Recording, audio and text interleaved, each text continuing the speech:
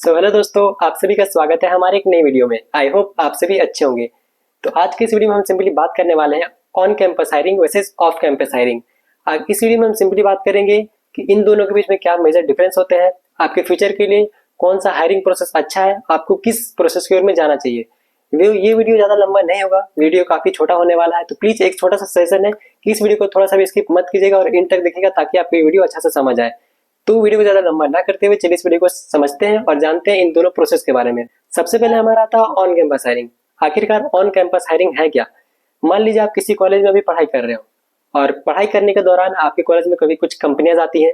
अगर मान लीजिए आप कॉलेज से पास आउट नहीं हुए और आपके पास आउट होने से पहले आप किसी कंपनी के द्वारा में हायरिंग कर लिया गया, मतलब आपके हाथ में डिग्री आने से पहले आपके हाथ में ज्वाइनिंग लेटर आ जाता है, तो उसे हम ऑन कैंपस हायरिंग कहते हैं। और बहुत सारी छोटी कॉलेज की बात की जाए या बड़े कॉलेज की बात की जाए तो प्लेसमेंट हायरिंग हर जगह होता है। ऑन कैंपस हायरिंग ऑलमोस्ट सभी कॉलेज में देखने को मिलता है। तो अगर आप एक स्टूडेंट हो तो आपको फोकस करना चाहिए ऑन कैंपस हायरिंग पे, मतलब कॉलेज में पढ़ाई के साथ साथ प्लेसमेंट की ओर ज्यादा ध्यान देना चाहिए। अब आखिरकार ये ऑफ कैंपस हायरिंग क्या है। ऑफ कैंपस हायरिंग का सिंपल सा मतलब है, मान लीजिए आपको कॉलेज के दौरान में कोई भी कंपनी नहीं आई या आई भी तो आपका सिलेक्शन नहीं हो पाया। तो इन केस में क्या होता है ना, आप कॉलेज से तो पास आउट हो गए, जॉब्स तो अभी अभी आपको चाहिए, तो आप जाते हो ऑफ कैंपस हायरिंग की ओर। जैसे कि बहुत सारे सोशल मीडिया प्लेटफॉर्म्स हैं जहाँ पे कंपनीज अपने हायरिंग प्रोसेस करती है, ऑफलाइन हायरिंग प्रोसेस। उनकी वेबसाइट्स पे जॉब वैकेंसीज आती है, अदर अदर प्लेटफॉर्म्स पे उनकी जॉब वैकेंसीज आती है, अलग अलग वेबसाइट्स पे उनकी जॉब वैकेंसी आती है। अगर आप उन जॉब वैकेंसीज को फॉलो करते हो कॉलेज से पास आउट होने के बाद, तो वो ऑफ कैंपस हायरिंग के अंदर में आती है। सिंपल वर्ड में कहा जाए, अगर कॉलेज के साथ साथ आपको प्लेसमेंट मिल जाती है, कॉलेज की डिग्री हाथ में आने से पहले जॉब का ऑफर लेटर हाथ में आ जाता है, तो आप ऑन कैंपस हायरिंग इसे कह सकते हो। और अगर आप कॉलेज से पास आउट हो गए और पास आउट होने के बाद आप जॉब्स की तलाश कर रहे हो और जॉब्स उसके बाद आपको हाथ में मिल रही है, तो इसको हम ऑफ कैंपस हायरिंग बोलती है। और इंडिया के अंदर में यही दोनों हायरिंग ज्यादा प्रोसेस पॉपुलर है और वैकेंसी दोनों सेक्टर में अच्छी खासी आती है।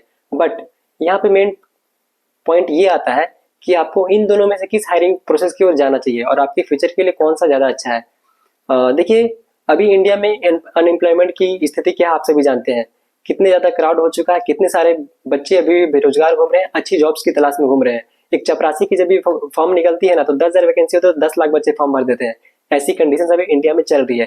तो मेरा सजेशन ये है कि आप अच्छी कॉलेज को अगर आप ज्वाइन कर रहे हो तो पहला मोटिव यही रखो कि ऑन कैंपस हायरिंग की ओर ही जाओ, वही आपके लिए बेस्ट है। क्योंकि जब कॉलेज के बाहर आप निकलोगे, आपके हाथ में जॉब नहीं होगी और ऑफ कैंपस हायरिंग में जाओगे ना, तो आपके लिए जो क्राउड है ना, ये 100 गुना बढ़ जाएगा।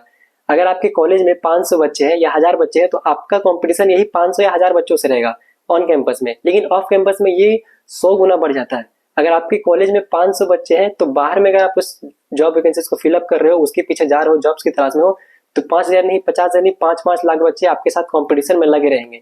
तो सिंपल सा सजेशन यही है कि ऑन कैंपस हायरिंग अच्छी होती है, उसमें आपको ज्यादा चांसेस मिलते हैं, ज्यादा परसेंटेज होते हैं आपका सिलेक्शन होने का, क्योंकि बच्चे कम होते हैं और क्राउड कम होता है। लेकिन ऑफ कैंपस हायरिंग में अगर ऐसा नहीं है, कोई बड़ी कंपनी या छोटी कंपनी में वैकेंसीज निकालती है, तो भीड़ इतना ज्यादा बढ़ जाता है, इतना ज्यादा पॉपुलेशन है अभी के टाइम पे, इतना ज्यादा क्राउड हो चुका है, इतने सारे स्टूडेंट्स हैं लाइन में लगे हुए जॉब्स को पाने के लिए, कि आपका सिलेक्शन होने का चांसेस बहुत ज्यादा कम हो जाता है।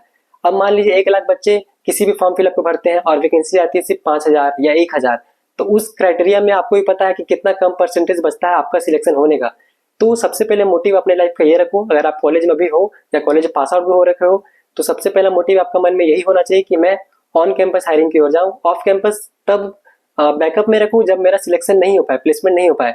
और ऑफ कैंपस के लिए भी आपको हर कंपनी को फॉलो करके रखना होगा, चाहे उनके सोशल मीडिया अकाउंट पे हो, वेबसाइट्स पे हो, करियर पेज पे हो, तभी आपका सिलेक्शन जल्दी हो पाएगा। नहीं तो क्या होता है ना, ऑफ कैंपस हायरिंग में भीड़ इतनी ज्यादा होती है कि काफी ज्यादा वैकेंसीज आ जाती है, बट हमें पता भी नहीं चलता कि वो वैकेंसीज आई थी और उनका डेट भी खत्म हो गया।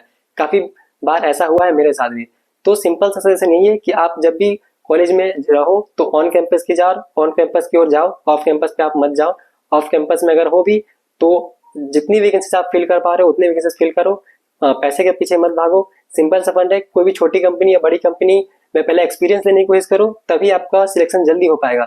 अगर शुरू से ही आपका टारगेट बड़ी कंपनी है तो अच्छी बात है, आप बड़ी कंपनी जाना चाहते हो, बट छोटी छोटी कंपनी से भी एक्सपीरियंस लेकर आप बड़ी कंपनी में जा सकते हो। अब ऑफ कैंपस में एक और नेगेटिव पॉइंट ये भी आता है, मान लो अब 2025 में बच्चे पास आउट हुए, मान लीजिए 5 लाख बच्चे पास आउट होते हैं और 5 लाख में से कुछ जॉब चाहिए, बट 5 लाख का तो होगा नहीं, होगा 1 लाख का मान लीजिए, बाकी के 4 लाख बेरोजगार रह गए। अब ये 4 लाख क्या करेंगे, अगले साल फिर ट्राई करेंगे।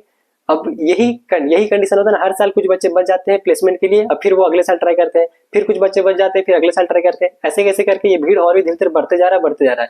तो सिंपल वर्ड से यही है कि ऑन कैंपस को ज्यादा जाओ, ऑफ कैंपस में जा रहे हो तो मेहनत ज्यादा करो, टाइम ज्यादा लगाओ और कोशिश करो कि जल्दी कोई भी छोटी कंपनी या बड़ी कंपनी जो कंपनी मिले वहां पे जाके एक्सपीरियंस लो। एक्सपीरियंस लेने वालों को ज्यादा भी बेनिफिट देखने को मिल रहा है, क्योंकि फ्रेशर से ज्यादा एक्सपीरियंस वालों का डिमांड अभी बढ़ चुका है।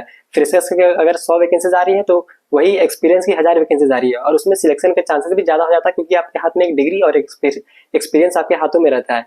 तो यही वर्ड्स था, यही चीजें थी जो आपके साथ मैं शेयर करना चाहता था ऑफ कैंपस और ऑन कैंपस के बारे में। आई होप आप लोगों को वीडियो और ये कंटेंट पसंद आया होगा। इसी तरह के और भी कंटेंट्स के लिए, क्वेरीज के लिए प्लीज हमारे कमेंट सेक्शन में डाल दें, हम उनसे उनका भी रिप्लाई करने की कोशिश करते रहेंगे और करते आए हैं। तो मिलते हैं आपसे किसी नई वीडियो में किसी नए टॉपिक के साथ, तब तक के लिए जय हिंद जय भारत।